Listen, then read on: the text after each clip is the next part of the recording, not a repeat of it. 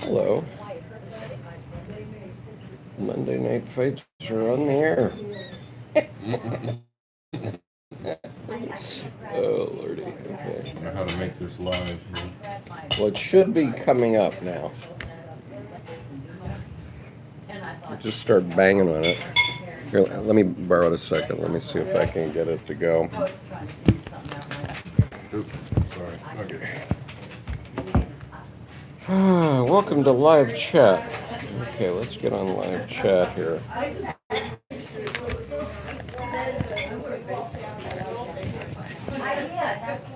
Okay, we're actually on live chat, so it'll come up. And you can respond there if you want to.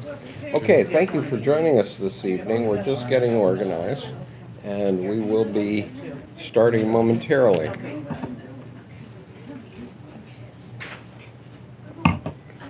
I was asked once why hello Karen, welcome. I was asked once why I drink wine, and shouldn't I not drink wine when we have our Sammy sessions. And the reason I drink wine is tradition. Because I always drink wine at Sammy's sessions, and I'm sorry if that offends anyone. But I'm going to continue to do it, probably. Unless something untoward happens, who knows. Okay, so this evening, one of our local members asked me to talk about the incarnation cycle, or actually, I'm not sure which one you had in mind. Did you have the psychology cycle or the incarnation cycle? Psychology cycle. Okay, but I'm going to start with the incarnation cycle because it's more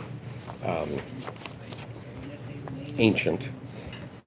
And the reason I'm going to do that is because the psychology cycle has its origins in the psychology cycle. Now, the incarnation cycle is from this book, The Christian Archetype, a Jungian commentary on the life of Christ. And I'm sorry I cut off the page number, but anyway, this is the cycle, and you will have seen it in the thumbnail for this evening's session. And so I'm going to go through the cycle, and this is the cycle in terms of the life of Christ. Now, what Dr. Edinger says in this book is that basically there are 13 events which basically summarize the life of Christ and were picked up by artists for the last 2,000 years. Okay, and so they're picked up as archetypal events. And the important thing to remember is that these events are actually events in everybody's life. And we need to go back and revisit Christianity and other religions because these archetypal events happen in everyone's life, and they're discussed in different ways in different religions. But if you're a believer in Christianity, then you've got the archetypes under control, because the archetypes are going to be mediated by the Christian clergy for you, whether you're Christian or Catholic, or whether you're Protestant or Catholic. But if you're not a believer, then you're sort of footloose and fancy free in the archetypal world, and then you need to understand that you're going to go through these same archetypal events, except you're not going to be protected by the church's formulation of them. And so the first step, and so I'm talking about the incarnation cycle, So if you are watching this on video, you should be able to stop the video and actually read this. Okay, so point one is the Annunciation. And so the Annunciation is when the angel comes to the Virgin Mary and says that she is going to have a baby who is the Son of God. And so there are many representations of this in art throughout Western Europe. And it relates to the fact that when we're born, from a psychological point of view, when we're born, we all think we're gods. Okay, we don't know anything. We're little wild animals, and we think we're in charge. And suddenly this goddess comes along and puts a nipple in our mouth and feeds us, and boy, that reconfirms that we're a god, right? And so for the first couple of years of life, we're in participation mystique, and so we just think we're gods. And so from a psychological point of view, we're part of the self. And then, but the second step is the nativity. And so obviously there are lots of paintings of the nativity and versions of the nativity. And obviously people get in trouble for putting nativity scenes out in front of courthouses and all sorts of baloney that goes on in the United States. But the nativity scene is common to all Christian households, and many of us would have a nativity scene in our house. And what Dr. Jung says is that from a psychological point of view, the ego is the stable in which the Christ child is born. Okay, so now what does he mean by that? What does he mean by that? That's a big one. Okay, so the ego is the stable in which the Christ child is born, meaning that we start to get a little ego, and also that we're born in among the animals. We're not yet a human being. We're just part of the animal world, and so we have to learn to be human beings. And then the next step is the flight into Egypt. Okay, so the flight into Egypt represents sort of realizing that there's chaos all around you, which happens when you are coming up from ages like 2.5 until your teen years, and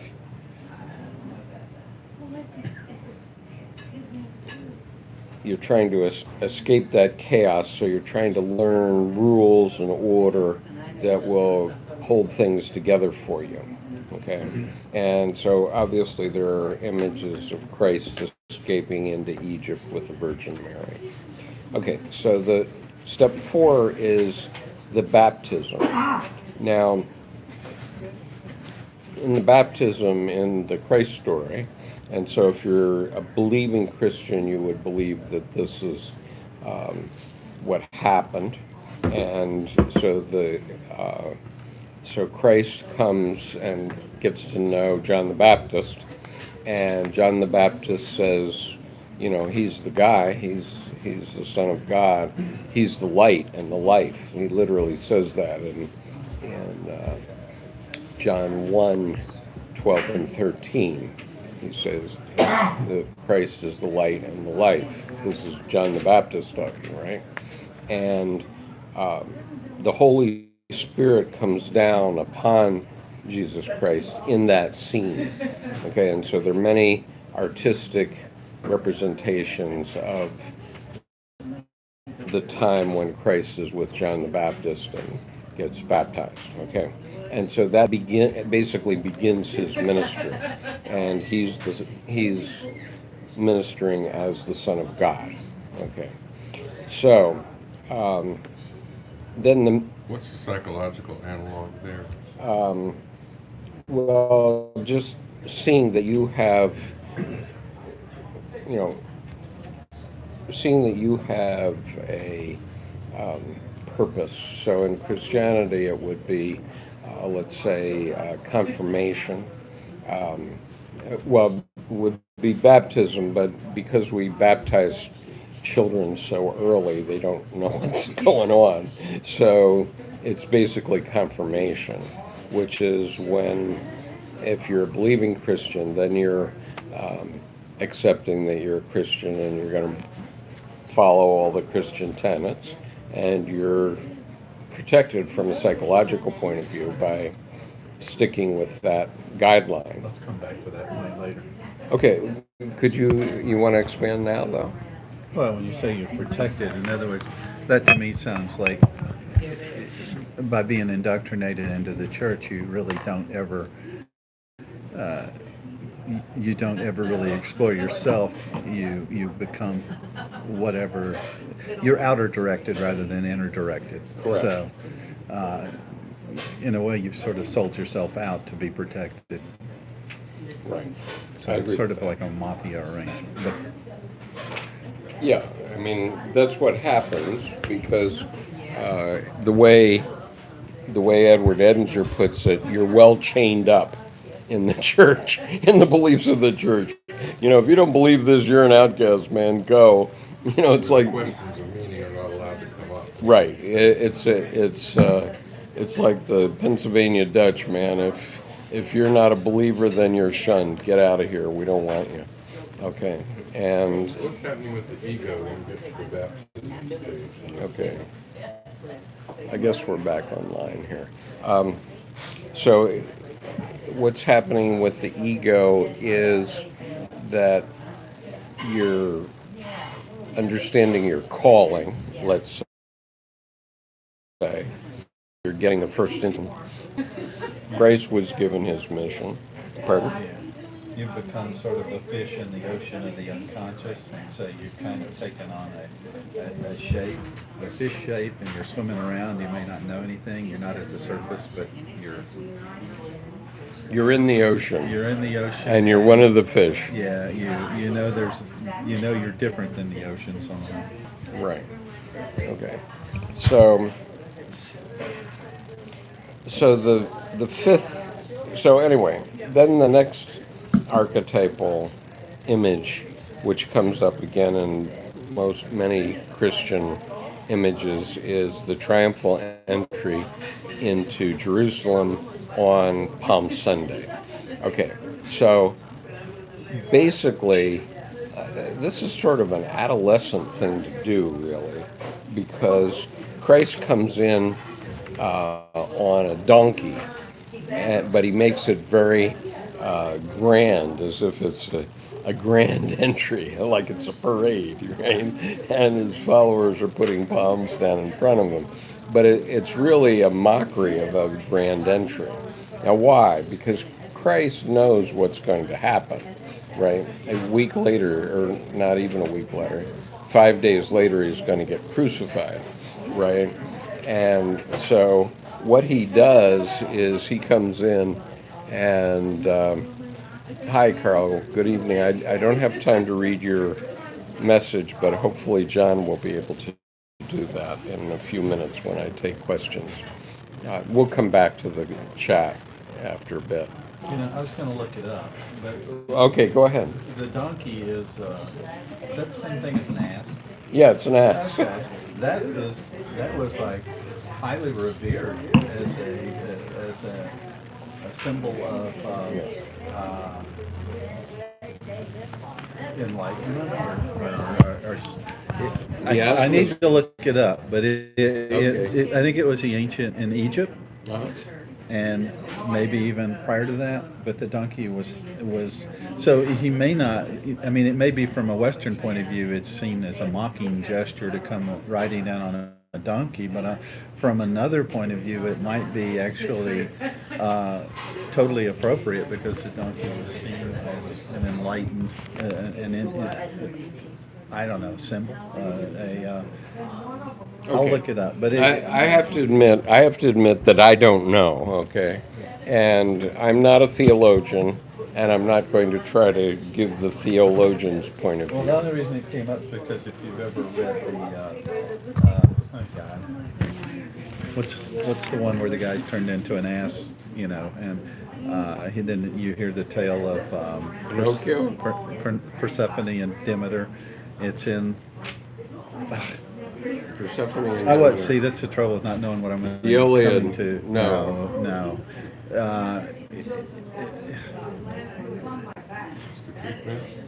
Yeah, it's and it's the one.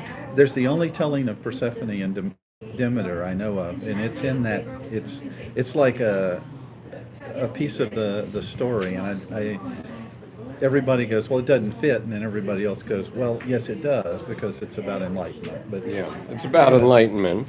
And meanwhile, I don't know if any of you have read to the end of Thus Spake Zarathustra, but at the end, Zarathustra goes into something. I thought it was a cave, but it might have been a temple, and here people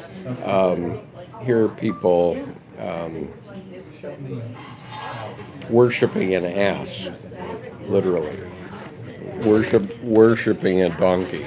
And so obviously Nietzsche was being rather sacrilegious. Okay, let me see what's going on.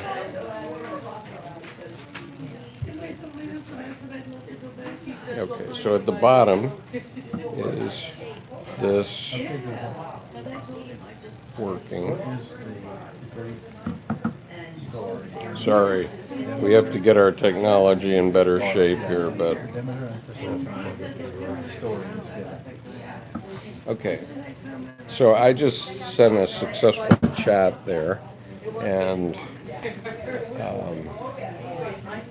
if you, whoops.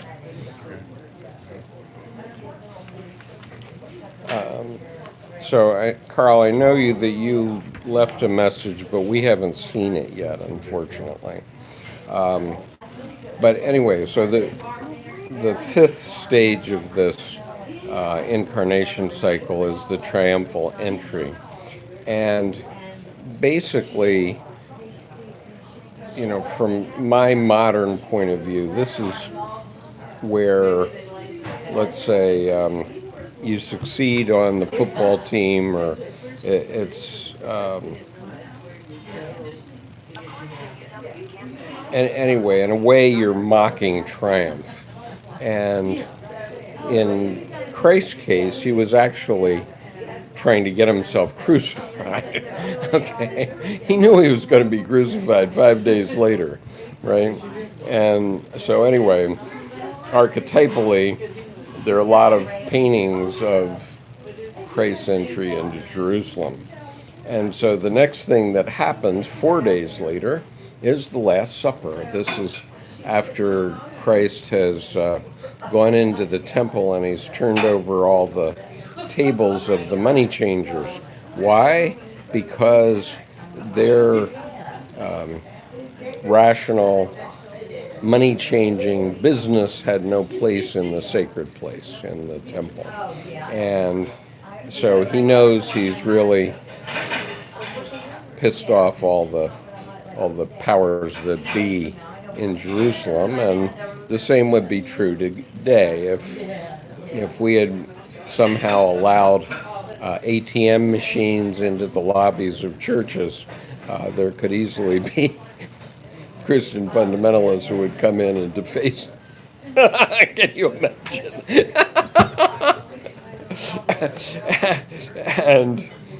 and so, who would get crucified? The fundamentalist Christians or the bankers? I can tell you the answer to that because I know.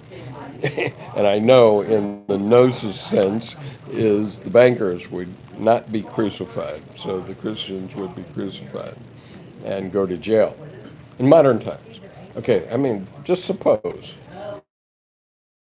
of churches and or temples and or mosques, there'd be plenty of believers that would be mightily pissed by that. Okay, and I could imagine that there'd be lots of them that would deface the ATM machine because it has no place in a place of worship, and yet who would go to jail? It wouldn't be the bankers. It'd be the believers who deface the ATM machine. I could. This might happen in a Catholic church fallacy. You can imagine an ATM machine ATM being installed by the bishop. by the bishop. Okay, well, I don't think that God would necessarily accept that, but There are lines to be drawn, right? there are a lot. Even in the Catholic Church. Okay, so anyway, this is what the money changers were actually doing in the time of Christ. They were in the temple, and Christ was not happy about it, and so he went over and turned over all their tables, and so immediately he was represented as a zealot and a troublemaker, and so let's solve this troublemaker. So he gets arrested. He's going to be arrested. Nobody really knows who he is. And so, on the Wednesday, or I guess it must have been after the Last Supper, right? After the Last Supper, they go down to Gethsemane, right? But Christ has the Last Supper with his followers because he knows inevitably that the rational world, the physical world is coming after him. Okay, this is render unto Rome those things that belong to Rome, right? And he knows that his world isn't of this world. Okay, and so he knows that the powers that be are coming for him. He knows that on Thursday. Okay, and so he has the Last Supper on Thursday night, knowing that he's going to get it soon, and somebody's going to betray him, and he's going to be crucified for it. He knows that. Okay, so then they have the Last Supper, and so point 6 in the Last Supper is point 6 is the Last Supper. Lots of images throughout history of the Last Supper. So it's archetypal. It's you can find them in the Vatican and everywhere else in Western Europe and the United States for sure, and throughout the world where there are Christians. So after the Last Supper, What is the psychological analog then? well, For 5 and 6. psychological analog, I think, would be the triumphal entry is really it's really an adolescent thing nowadays, where the adolescent thinks that they know better than the father, they know better than culture, but and not from a Christian point of view now. I'm not talking about Christianity. I'm talking about adolescents who are not Christian. Okay, and so adolescents who are not Christian, when they're in their older teen years, know that they know better than their father. Okay, Like a mock initiation. they know better than their culture, right? And so they mock their father. They go out and drink a lot. I would reverse that. What would you say? I would say we talk about 5 triumphal entry. Right, 5 and 6. 5 I would see as the guy who's actually attained some sort of we'll call it enlightenment or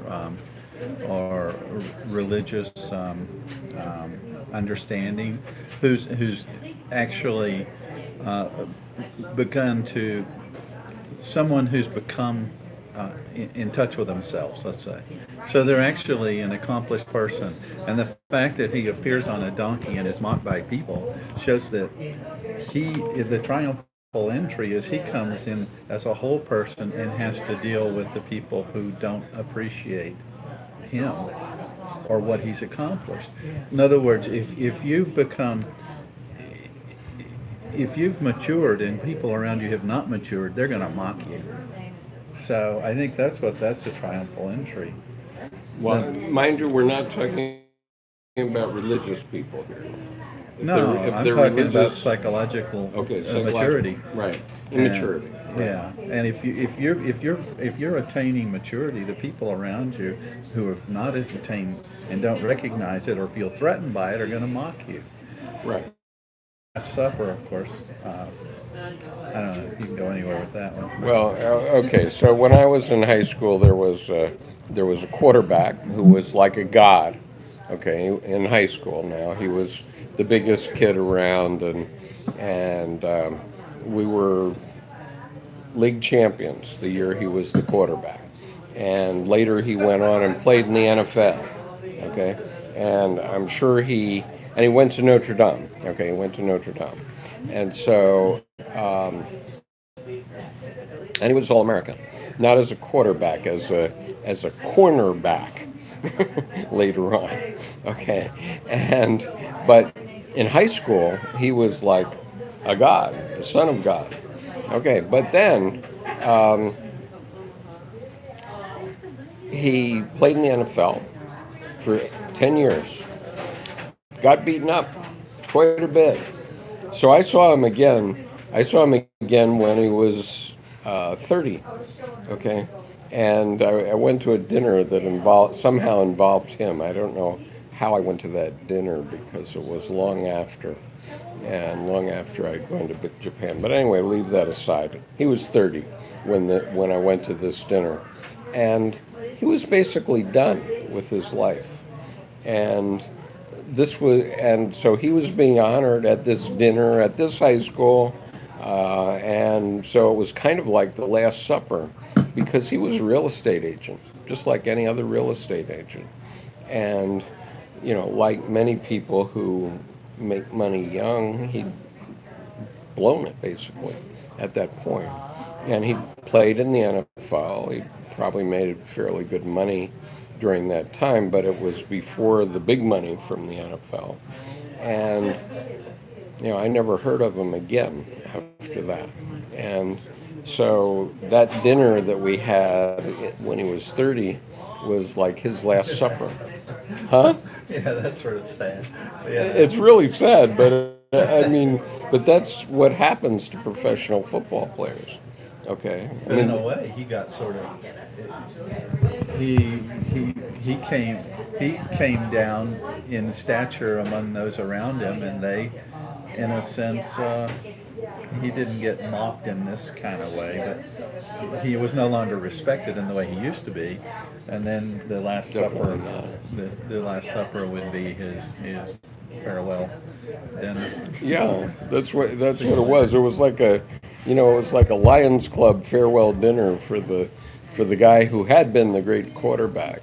And when we were in high school, man, the girls were really after this guy. But Gotta get it while you can.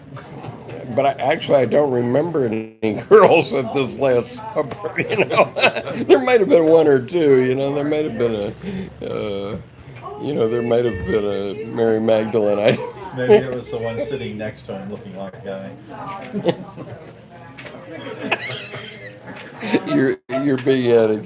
You're being sacrilegious, sir. Okay, so then there's Gethsemane. So what happens in Gethsemane?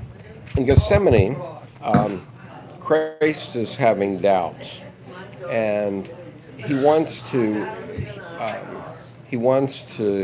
know if he really has to go through with this, and he wants his apostles to be with them, but they've all been drinking too much because they've been given wine at the Last Supper.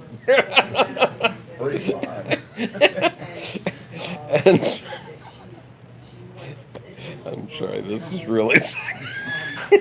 No wonder they want you to stop this wine. I know. So anyway, what happens is that the apostles go to sleep, and I think only John, isn't it John, that stays up with them finally? But in any case, Christ prays 3 times to his Father and says, do I really have to go through with this? Because he's lived his self. He's lived his fundamental archetype, which is that he is the Son of God. Okay. And so he's being brought along, he's believed right along that he's. Let's hope this comes back. Okay. So he prays 3 times to God, and he hears no answer. And so then he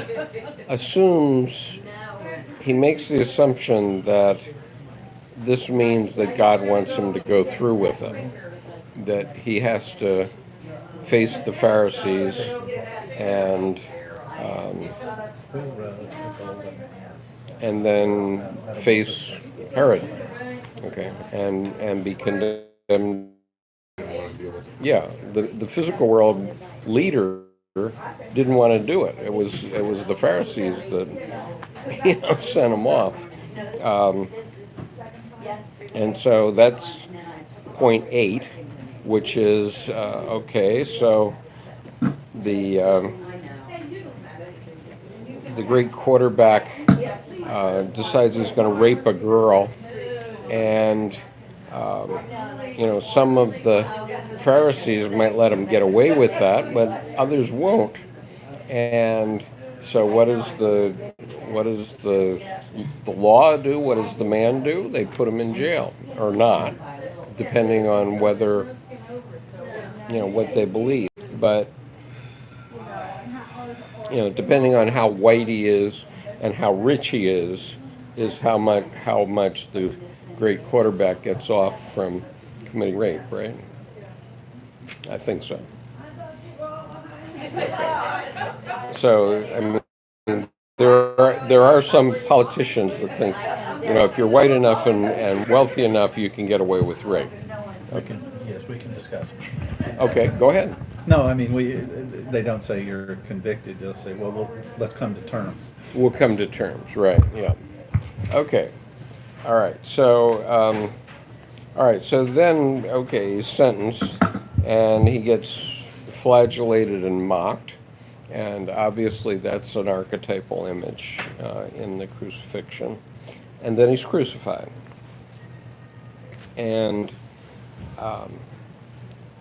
so obviously that crucifixion is carried in archetypal images everywhere, and See people carrying their crosses everywhere. right, and Christ is hanging on the cross, on the back side of the cross when I'm at the Naval Academy Chapel, but when they turn it around, then the Catholics come in and he's hanging there, right? So there's the crucifixion.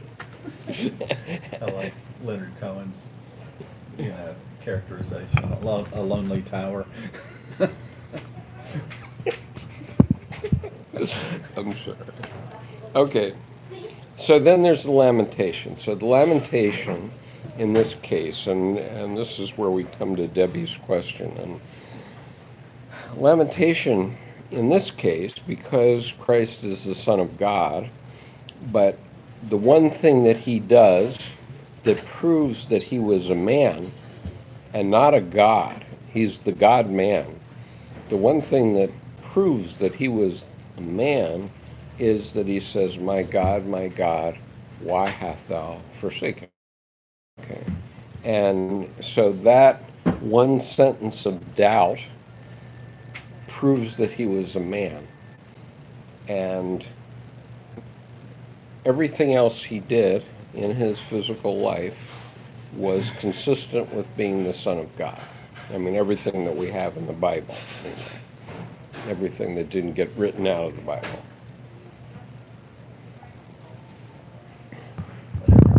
The old man decided, yes. whatever the old man decided. But anyway, Not too many so he was guys, lamenting. And Debbie, what was your question about the lamentation? Well, it wasn't that I knew of anything about this, so.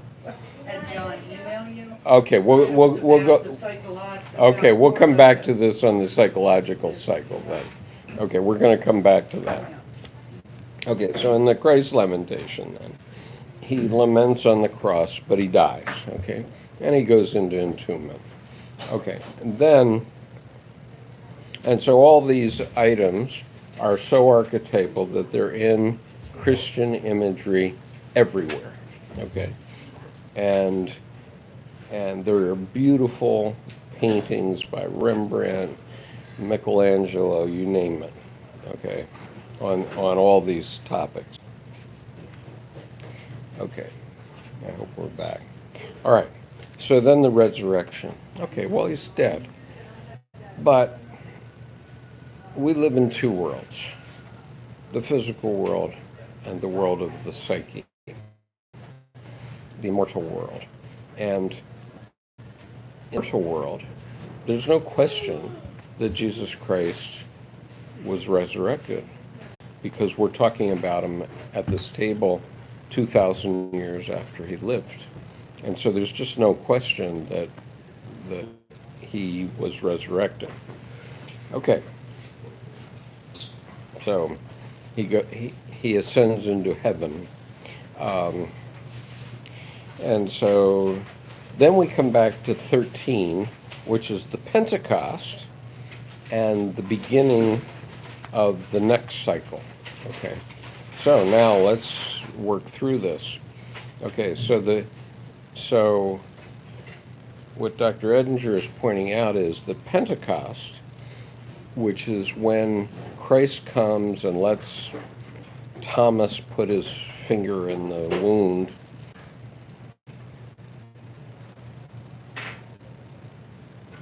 Let's see if this will come back. Okay. So in the second round, so at Pentecost, the disciples are given the Holy Ghost. And when I was talking to Paul Vanderklay about that, or listening to one of his talks, I can't remember which one, he's saying, let's see, Carl says, the resurrection, the reality of the psyche, another realm dimension. Yeah, I'm sorry, I can't read it fast enough, Carl, but we'll come back, try to come back to it. Okay, so at Pentecost, Paul Vanderklay says that's when the Holy Ghost came down. And so the Holy Ghost goes out with the apostles. But Paul said that's the end of it. And that's not the end of it. I mean, that's now Jung's position, that the Holy Ghost has come forward and now it's incarnating in man. Okay, now it's incarnating in man. However, we're still one cycle away from that. Are you still with me, John? I got it. Okay, you're seeing the Yeah. chat? Okay, terrific. All right, so we've gotten around the Christ cycle. Let's try to go through. Before we go into the next cycle, let's see what you have, John. Okay, how far back do you want to go? All the way. Okay. Tell us who spoke, and just by first name. Taylor Huber writes, hello there, your videos have been very helpful. I have just begun reading the Red Book. Randy is on, Carl Andrews is on, Jungus Poo is on. Yeah, Carl said something a longer something, but I didn't catch it. Randy said, I believe that Christianity is the route to the consciousness awakening, somewhat of a rebirth.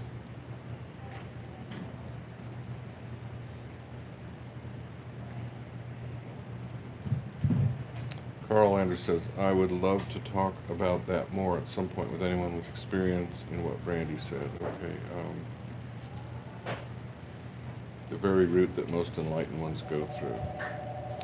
Carl says, I had a rebirth type experience involving asking Christ into my life in March. I don't consider myself a Christian at this point in the way most Christians identify, but Christ is very important to me.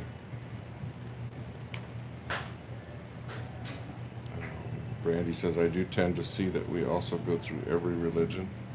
Carl says, although years previously I had a Buddhist enlightenment moment, they are different types of experiences for sure. A little louder, John. Okay. Although years previously I had a Buddhist enlightenment moment, they are different types of experiences for sure. And okay. And then Carl says the resurrection, the reality of the psyche, another realm, dimensions, eternal realm. This is the hot stuff for me. Celeste. That's the last one. Okay, so let's now go into round two, okay, because the Pentecost is seen as the birthday of the church, the birthday of the church. So so the Pentecost would be the equivalent of the Annunciation in the birthday of the church. And now we're in the second round, so the Nativity would be basically the process moving up to the Council of Nicaea in 325 AD. Would you accept that, John? The Nativity? Yeah, Yeah, it would have to be. Well, it went through so many evolutions until it got there, but that was when it became crystallized. right. The Okay. Council of Nicaea. So there were Christians, there were folks. I just had a phone call, and Church stuff is sort of wearing me all this. You just have to make the psychological transformation. I'm in the Colosseum for out. Sell out. I don't much buy into that. what don't you buy into? Church. Okay, all right, but let's run through it quickly anyway. All right. So between the year 33 and the year 325, stuff was going on for Christians, right? There was, You're the Gnostics. well, the Gnostics were around, but also, Persecutions in Rome. and actually, ironically, you know who's Gnostics? It's John 1:1, which is in the beginning was the Word. Really? Huh. Yeah, that's funny.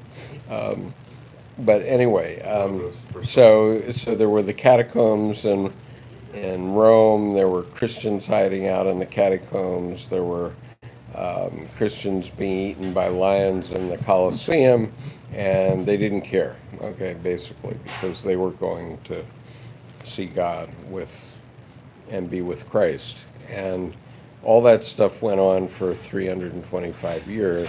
And so just checking with all of our online members, just how much do you remember about 325 years ago? Or let's say it's not 325 years ago, it's 292 years ago. 292 years ago is what year? Anyway, what do you remember about that time? But nonetheless, in Constantinople, now Istanbul, in 325, or not in Istanbul, in Nicaea, the church fathers got together and formulated the Bible, or they picked the ancient writings that made up the Bible. And so that's sort of the nativity of the Christian church. And then Rome sort of disintegrated and Christianity fled to Istanbul, right, for the Hagia Sophia was built in Istanbul, which was a cathedral, is a cathedral, it still exists. And although in Western Europe, cathedrals took 1,000, or no, I'm sorry, cathedrals took 100 years to build in Western Europe. In Istanbul, when they built the Hagia Sophia around 325 AD, it took 5 years. And they built what became the largest dome in the world for 1,000 years until St. Peter's was built in Rome, which took 1,000 years. So there was a lot of things going on. Hagia Sophia might be considered the baptism of the church. And then somehow the church triumphantly re-entered into Rome, right? Let's try to figure out where these things are. And then we get into the sixth stage, which is the Last Supper, and that was sort of a rolling Last Supper, beginning with the scientific method, but sort of ending with Nietzsche, and Nietzsche declaring that God is dead. And a lot of Christians have been saying for several hundred years, as in Gethsemane, point 7, really? Do we have to give up Christianity? And I mean, I'm just freebooting here. If you have any other thoughts, please let me know. But so, around from the time of Matthew Arnold writing Dover Beach to now, lots of Christians are saying, do we really have to give up Christianity? And so the arrest and trial, point 8, is point 8, 9, and 10. So the arrest and trial, the flagellation and mocking, and the crucifixion are represented by the 20th century, which is, Christianity was drawn up, beaten severely about the head and shoulders by atheists and agnostics, and basically crucified. And it's still being crucified, and so the Catholics are losing 6 for every one they bring in. Yeah. They're being crucified now for the abuse to their flock, Whereas the other Quite fairly. the other crucifixion was by the Enlightenment, by the rationalists, by the Right. the ego-possessed people.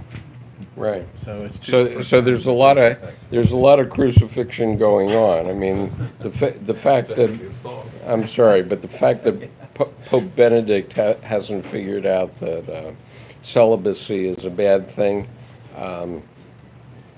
that's pretty bad. Just for men. Okay, I'm still crucifying the Catholic Church over that one, and I'm not a Catholic, but Well, the crucifixion, you don't have to have the priest as the mediator, that sort of thing. right, So the mana is gone, the power is gone out of it. right. Say that again, because that what you just said was not The mana of the church, of the church is because gone now because you it's been can concretized. right. Can't No, hide. it has more meaning if it's a dead language, because no one knows what it means. Yeah, in a way, I understand that. All right. So anyway, there's been a lot of crucifixion of the church, and there's been a lot of lamentation by religious figures because religious figures are troubled by the fact that they're losing contact with their flocks, and so then we get back to resurrection and ascension. Okay, so that's where we get to the next point. There was a long campaign to destroy Christianity. I'm sorry, I didn't see that. That just came up. Okay, so what was the chat? There has been a long campaign to destroy Christianity. This is from Truth Seeker. The people who use Christianity as a front to run nonprofit and mission works now has been uncovered as running sex rings, arms dealing, etc. Right. And this morning on But it's still profitable. Politico, it was announced that the 110,000 people who are doing Liberty University online are basically running a real estate hedge fund. That's how it was put. Because if you're paying good money to go to Liberty University, you're not getting value for dollar, and the money is going into real estate in the mountains of Western Virginia, where it won't have any value once Jerry Falwell Jr. and his fraudsters are finally shown up, because that's Can only hope. one can only hope. Okay, all right. So that's the second step, except for step 12, which is the resurrection and the ascension. Okay, so here's where I get to the resurrection and the ascension. On October the 27th, I will be giving a public talk at Unity by the Bay in Annapolis, Maryland, and the topic of the talk is Finding the Living God. And I hope to broadcast the talk and talk about how, I guess what happens here is that the video keeps going, but we lose contact. Audio? We lose the broadcast. So if I rely on the broadcast as it goes out, it's not going to be complete. So what I should do is upload the video. You're on now. Yeah, I'm back on now. Okay, all right. So are you with me up till now? Now we'll go to the psychological cycle. Okay. Debbie's question was about the acceptance step. So I don't know where she went. She went to the restroom. Yeah, okay. All right, so there's an exception version of this. Four Noble Truths, sorry. I didn't get this chat, but something about the Four Noble Truths. What was that? Four Noble Truths release one from the burdens we carry in our mind, and in my case had an instant impact and change in me that lasted months. That's Carl Andrews. Okay. And compassion for Christ, the blameless, who was persecuted, mocked, abandoned, and beaten and crucified. Asking for redemption from the resurrected one and feeling like you are a new person. After doing so can be very powerful. Mine was tied to love of someone who I saw as a Mary-like figure as well, which is the anima. Probably. Right, Yeah. surely. Okay. All right, so now I have a new cycle. Okay, this cycle is the same cycle, but in psychological terms. Okay. And this is found in Ego and Archetype by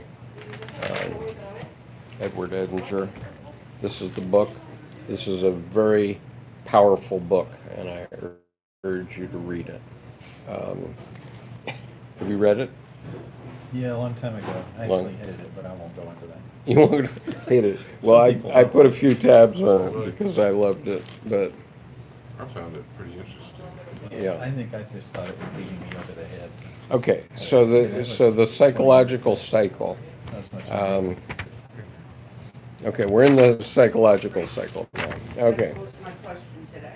Right. Conflict resolution to acceptance. yeah. Anyway, Okay, let's address your question first. Okay, your question, I think, basically relates to the Job archetype. Okay, and in the end, Jungian psychology comes down to a couple of very simple ideas. One is that you have to transform through life, okay, from being an infant one through being an old person like we all are here at this table. Except for you, Debbie, but the rest of us have gray hair. Okay, so we have to all go through these transformations, okay? And so in the first half of life, or the first, well, kids are becoming more precocious, so I grant to my 18 to 35-year-old following here that you are becoming more precocious, and so you may be getting this earlier than in my generation. Okay, and so you might be entering your midlife crisis earlier too. That would be fun. But the key to it is that, number one, when you're an infant, you're a wild animal, so you have to learn how to be a human being. Okay, that's the first step. And then you have to learn how to be a mature human being in the culture in which you live. That's a second step. And while you're doing that, you're building up an ego. Okay, and the more you can build up that ego, the better off you are. Okay, the stronger your ego is, the better off you're going to be later in life. And this is different from Buddhism, because Buddhism is the other end of the spectrum where they want you to kill your ego. So that's a different, we're not going to talk about Buddhism tonight. Okay, but in the Western world, you build up the strength of your ego over the first half of your life, maybe the first 30, 35 years. And the way you build up your ego is by going through the Job archetype numerous times. Okay, now the Job archetype is quite simple. It's contest, defeat, lamentation, and rebirth.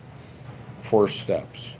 And what this means is, you know, if everything's going hunky-dory in your life, you know, then you're pretty much okay, you know, and everything is cool.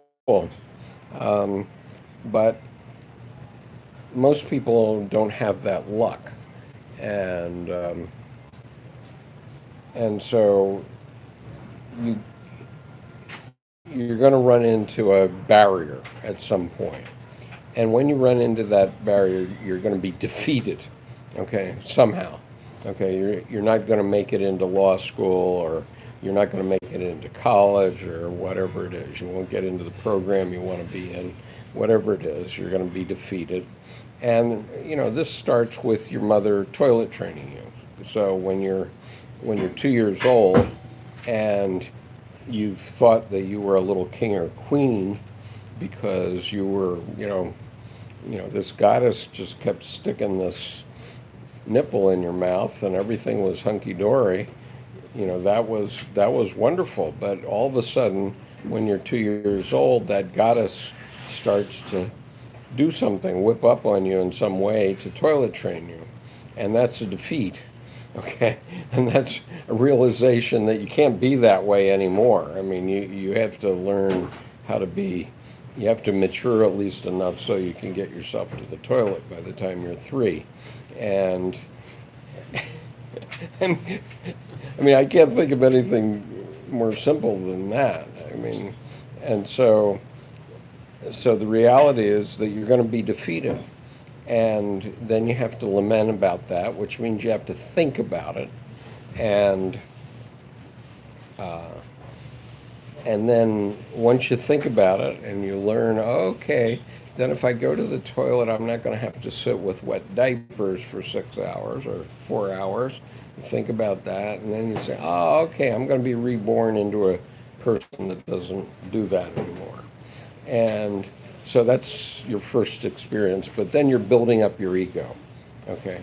And so the more you're defeated, the stronger you get, as long as you don't die, okay? If you're defeated and you die, then that's the end. I mean, if you live in the Bahamas and you got sucked away by a wave over the last weekend, That's the end. I mean, sorry. But you know, if you live in the Bahamas and your kid just got sucked The away, other day. right?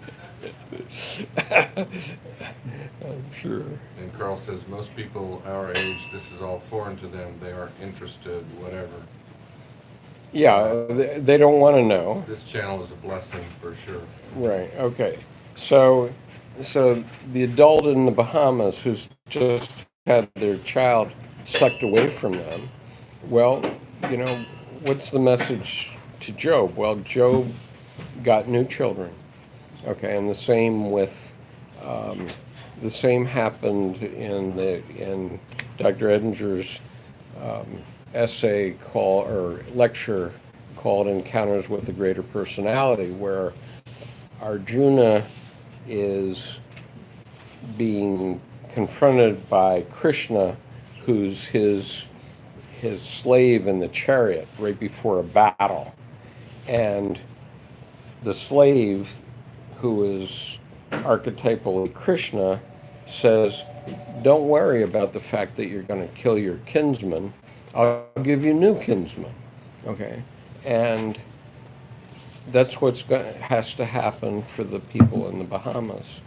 They have, many of them have, okay, in order to have a happy life, and they're going to be sadder but wiser, very definitely, no doubt about that. Maybe they won't live in the Bahamas anymore, or maybe they won't live in Abaco Island or Grand Bahama Island, but something new is going to present itself, and so they're going to have to think about that. It's a defeat. They're going to have to lament about that. What's that? It's okay, you were frozen for a minute. Okay. They're going to have to lament about that. They're going to have to lament about the fact that they were reliant on the American government to come in and save them in a bad situation, and our president has now, in his mean way, said that we're not going to take any refugees out of the Bahamas. I mean, you know, what kind of person does that? But in any case, so at least as long as this president is in power, they're not going to be able to come to the United States, so they're going to have to find another solution, which they will. Okay, so they're going to lament about the fact that the United States is no longer a Christian country, and it no longer wants to be seen as a savior to the world, and at least as long as this guy is president,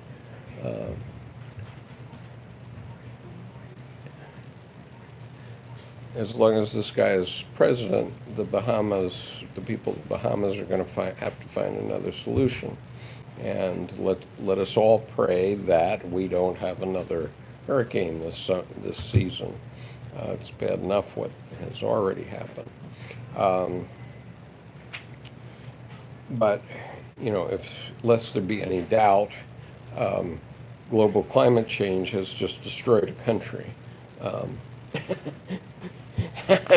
Okay, so the point is about acceptance, Debbie, is that, you know, I can't change the situation of the physical world. Okay, none of us can. And so the first step is to lament and realize that these people have been defeated, and our country, as we all assumed it was up until this administration, has been defeated, and it's appropriate to lament about the loss of that, and we are going to have to rebuild it. And so that's the rebirth. And so something new is going to be born from whatever it is that we currently have. I don't know.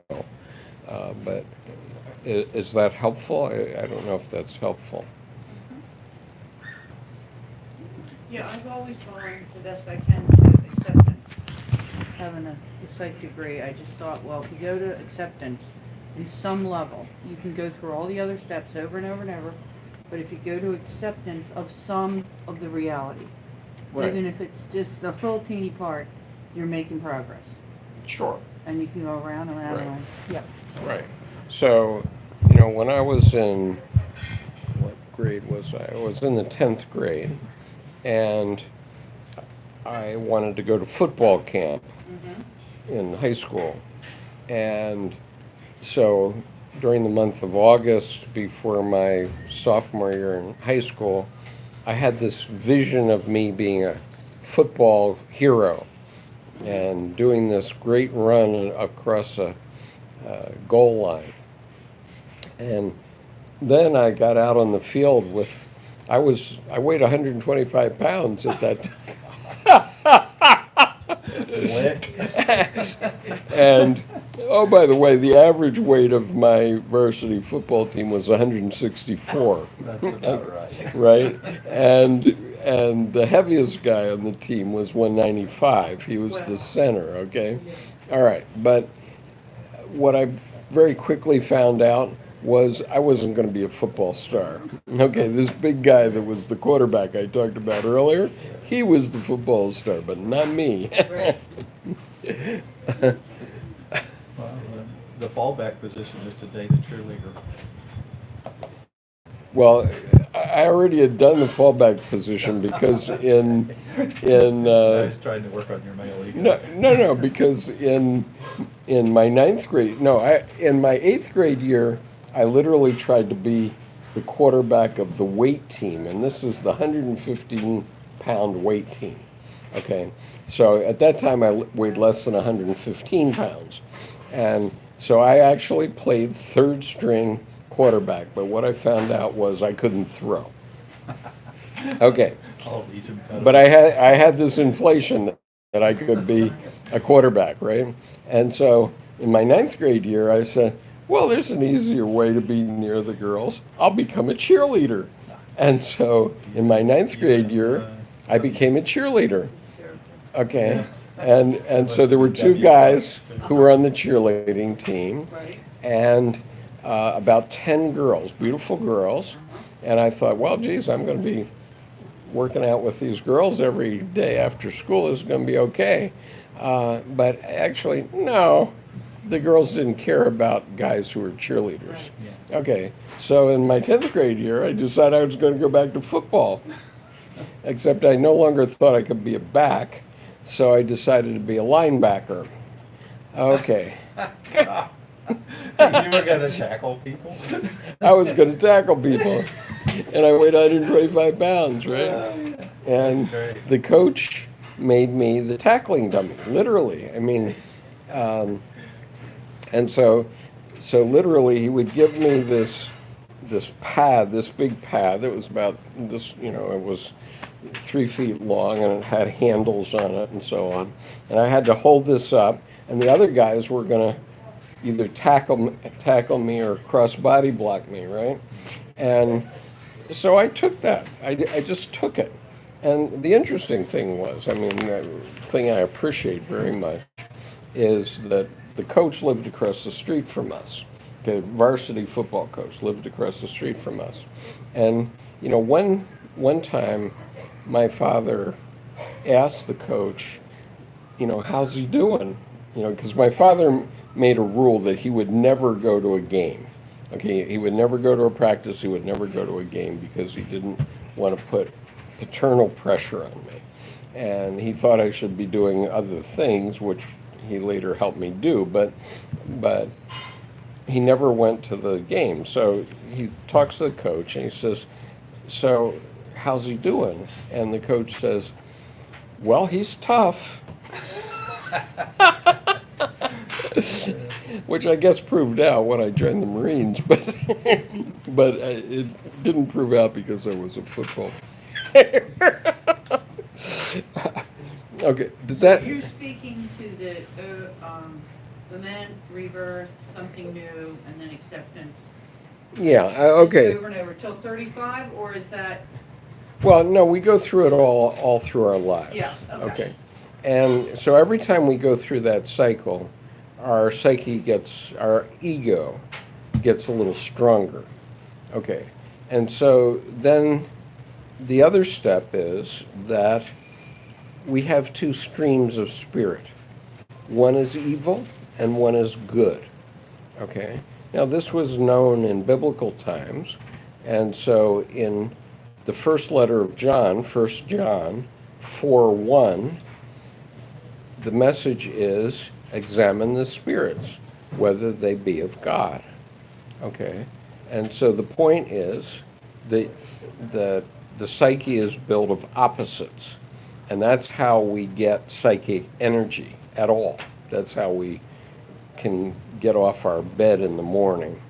And so there's two spirits that are operating within us, and one is good and one is evil. The evil one leads to perdition. Okay, the evil one leads to jail.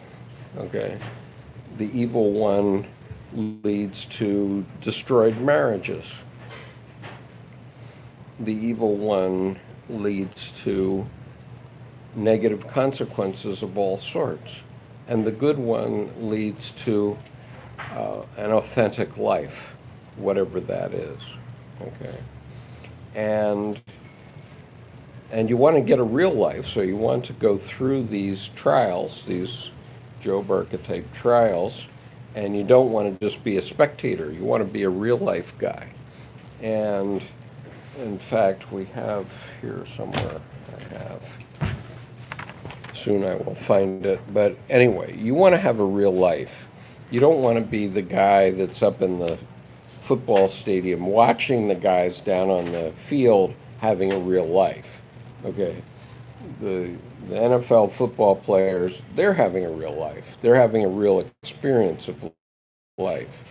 But if you're in the stands, you're watching somebody else have a real life. You're not having a real life.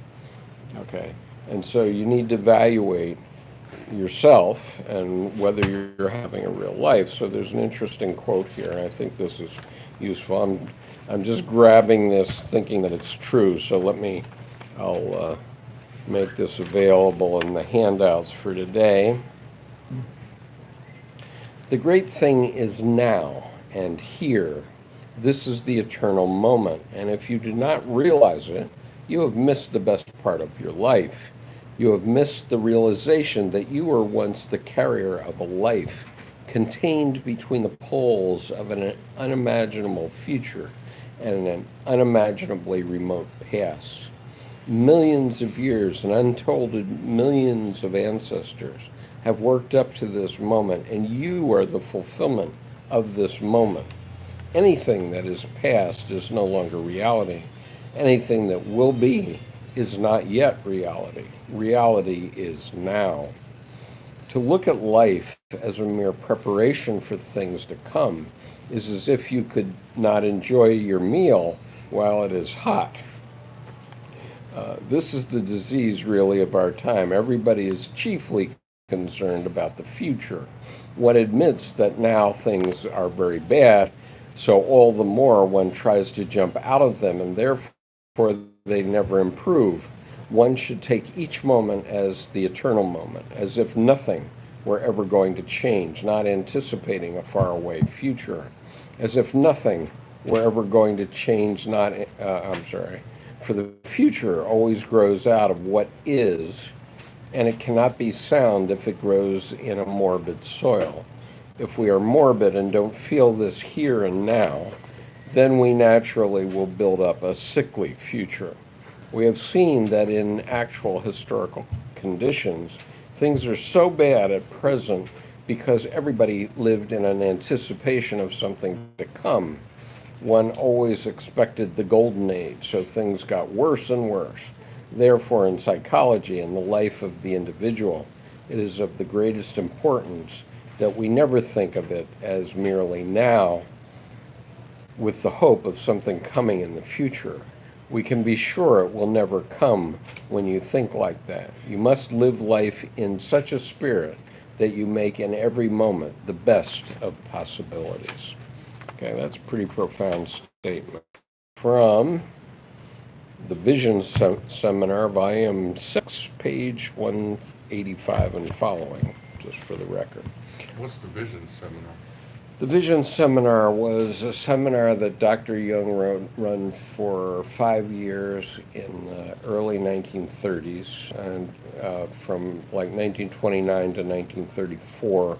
It was based on the paintings of Christina Morgan.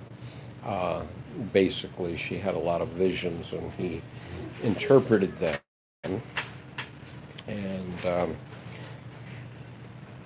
And so there's 2 huge volumes of these seminars. I haven't Pardon? found a cheap version of them. There's not a cheap version. Can you email that? Email what? What, that poem that you just, or that? This? Yeah. Yes. Mind emailing that? No, I'll find it. Thank I'll you. find a way to get that to you. Yeah. That's beautiful. Yeah, it's really beautiful. What was the And last sentence? Make every moment of, oh, wait a minute. I will read it to you once Who again. wrote it? Who wrote it? Do you Jung wrote it. know? You must live life in such a spirit that you make in every moment the best of the possibilities. Okay. So, all the millions of ancestors that you've ever had, up until this moment, this is the best they got. Okay? So, all your grandparents and all those folks, they're spending this moment right here, right now, in this room on this video, and this is the best you got. So you better make the most of it. Sort of, we're kind of like redeeming their lives. If they're Absolutely. The waste portion of their lives. Right, because you're redeeming the dead. Okay, and That's their responsibility. it is a big responsibility. Vast crowd behind me. Now let's see. Okay, do I have time to go through Osiris and Horus? Usually at about this hour, our friends at Sammy's start to shut down the Yeah, there's nobody else in here.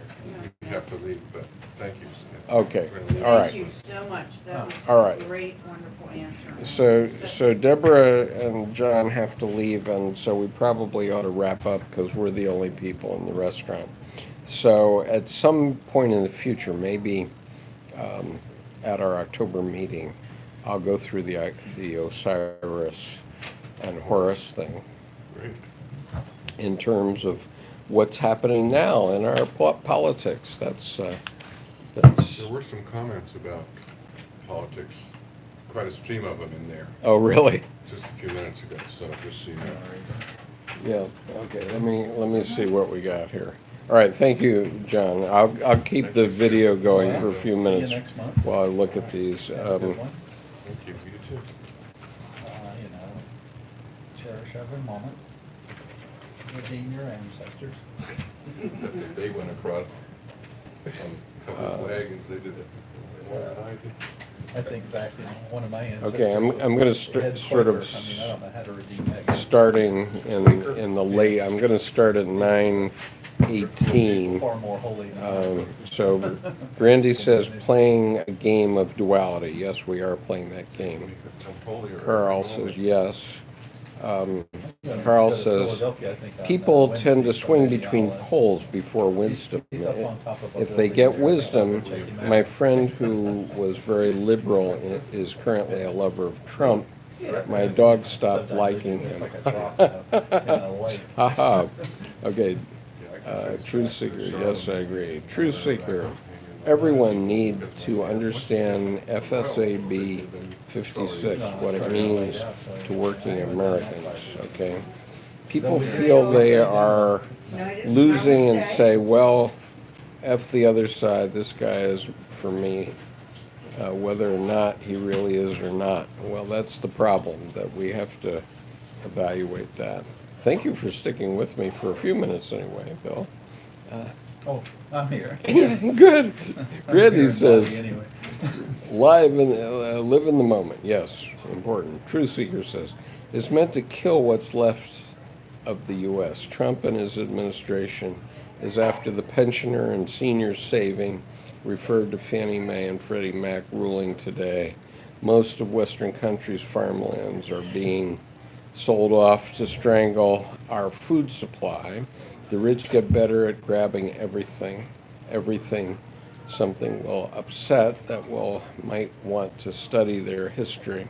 Australia is having the same problem, and so is Europe. Yes, they are. We need to educate everyone. Carl says, well, first I got to educate myself, especially in this stuff. Brandy, thank you, Skip. You're amazing.